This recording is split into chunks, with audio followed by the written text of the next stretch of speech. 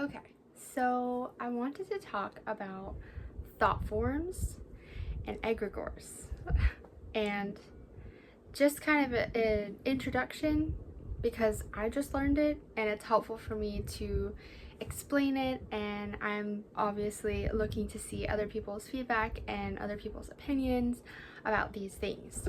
So, in the spirit of conscious coherence and heart, brain, gut, auric field coherence to amplify our experience of life and to have more sovereignty over our energy and over our reality and our experience here on earth. So this is an example of an auric field, an energetic field, which as it pertains to thought forms is way more important than I initially thought. I watched the lectures from the Theosophical Society talking about magic, the different types, egregores, thought forms, and how thoughts are actually things. They're entities. And specifically as it relates to interacting with people. So of course, if you lock yourself in a room and meditate all day, you probably wouldn't have much resistance. But when we do enter into relationships, whether that's family, friends, etc., that's when I feel like it gets a little bit more difficult, because then we're resonant. So that's the first thing that I wanted to talk about, was resonance. And so what you have in your field, how it's charged, and this comes from thoughts, emotions, beliefs, feelings, things that are habitual. So how we charge our field essentially determines our trajectory of resonance. So if I, for example, am filling my auric field consciously, day in and day out, I mean, trying to catch myself, trying to spiral back from actions to see what the root belief is, and overanalyzing everything, which I do. Might as well do it for a good purpose, right?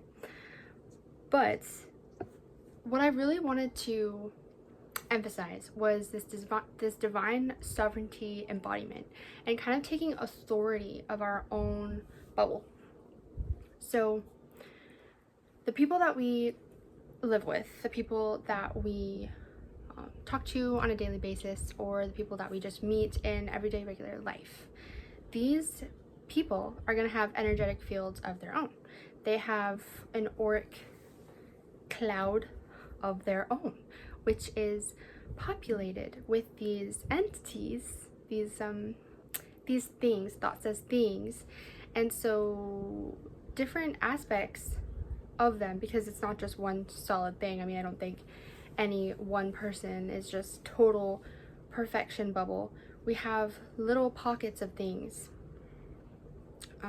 resistance, beliefs, there's the childhood stuff going on. I feel like most people have a lot going on in their work field, and of course becoming more coherent and kind of strictly delineating what we want to come into our field is amazing, and that's the work. But at the same time, that's not necessarily going to guarantee that we aren't going to come into contact with people who have certain elements of their auric field that are resonant to maybe unideal aspects of our own. So what I really thought was interesting is this concept of egregores, which I'll get into in a second. But the egregores have to be fed.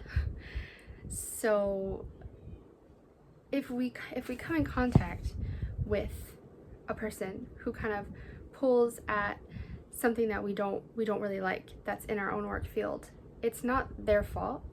It is actually something that's resonant, right, in our fields. So if whatever this person is doing or saying points out an aspect, having neutrality and having that detachment as a base will help us to say, okay, I'm not going to act on that, I'm not going to feed that, because that's only going to generate and populate more of that thing that I don't like, that is being called out from my own work field through that resonance, through other people and through other things. And so about the egregores, so interesting. Oh my goodness. Egregores are like mental creations. They're group minds. So countries, religions, cultures, even just a single building like a school, or it could be any amount of size, really. Small, large, the whole world has this collective consciousness, is what we call it. But I love this term egregore because it kind of solidifies and cements this idea that it puts a name to it. So when we are meditating or doing affirmations or trying to solidify these higher frequency, higher dimensional thoughts, and we're calling in cosmic family and angels, and we're really wanting to anchor in the love, we're wanting to anchor in those positive bubble, the auric field of our own that's positive. Weeding out the stuff that we don't want through this resonance and through other people. Being very specific about the egregores that we're associating with in the world. So whether it's at a shopping plaza or it's at in a specific location on earth, maybe a city, all of these cities, countries, religious groups, etc., they all have a collective group mind, which has this energy field behind it, this thought form, which is literally well, in the lecture that I watched, which I'll put down in the description, they were kind of referencing these Chinese models, and I don't know exactly what it is, so I can't quote it, but I'm sure if you follow that link, you'll be able to figure out what's going on with that and how it relates to the Chinese magic. But they were talking about how egregores are neutral, and so it really is just this entity, obviously, that's being fed with whatever it's given, whatever it's being created with, this cerebral action, this mind power that we have to build these sort of energy currents in the field. And the neutrality of these egregores kind of, it can sway from either side. It can be a very positive, life-giving influence, or it can be a very negative, soul-sucking influence. So I'll let you judge what you think that is about in the greater world and in our countries and various subsects of the authoritative personnel. There is a quote that I wanted to reference. I think this is from the Thought Forms book from Besant and C.W. Leadbeater. It's the Thought Forms book, which you can find. I'll link that below as well. It says, man is continually peopling his personal atmosphere, in other words, his aura, with a world of his own, crowded with the offspring of his fancies, desires, impulses, and passions. So I just love this because it really gives terminology and it gives weight to this momentum that's generated through our minds and through our emotional bodies and through our mental bodies, and really how physicality is just the tip of the iceberg, and what we're really working with is so much more powerful than just what we see out here. And going back to the Chinese magic reference, they believe that these egregores are fueled by our thoughts and they're unconscious. I think there's only a little bit that I found when I was researching about actually a conscious egregore, and that, you know, it can take form and it can become a conscious entity of its own with its own like will, and can generate even like a physical presence and adepts and all of that, which I'm not going to get into, but I really just wanted to emphasize the fact that we need to be taking authority of our own resonant field. positively charging this, positively charging our auric field. And I think meditations that explicitly help us to visualize this field that's around us, this space that's around us, which I've been doing the gateway experience meditations, and also Joe Dispenza, of course. He's amazing. But taking this divine sovereignty and expanding it and being very conscious, and also taking total accountability, total ownership and responsibility for our resonance. Other people come into our life, they reflect something positive, we feed it. We feed that. We feed these collective currents, and we're aware when we're in a place, when we are around certain people. We're actively cultivating, unconsciously, we're actively cultivating this group mind. And how are we positively influencing this, and what are we taking from it? Because it is an absolute dispersion of energy. You know, it's, you come into contact, there's going to be interference, for lack of a better word.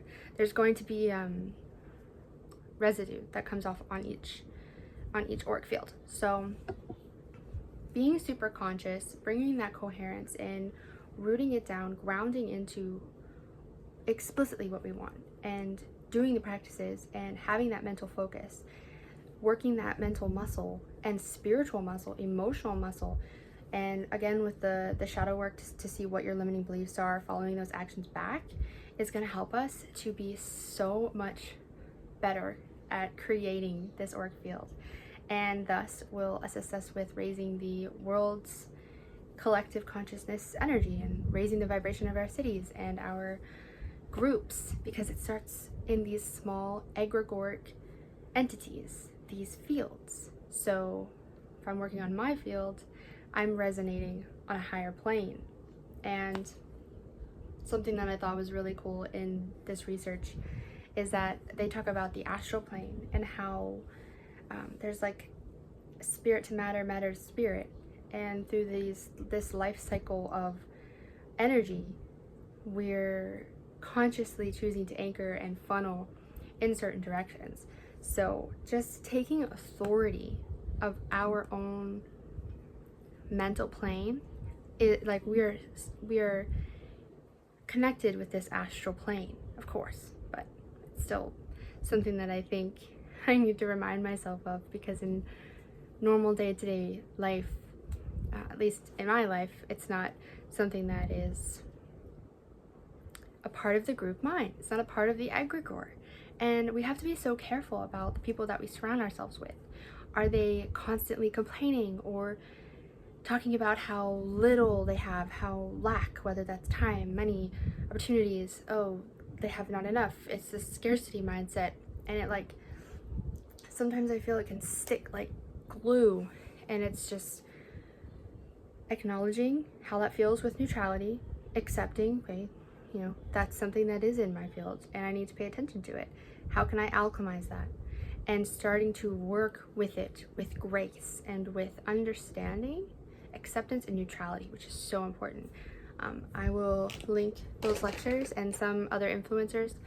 Well, I'm not an influencer, just a YouTube, starting out my YouTube, but anyways, I will link some people below who I think are really hitting the nail on the head when it comes to this stuff. Anyways, thanks, bye.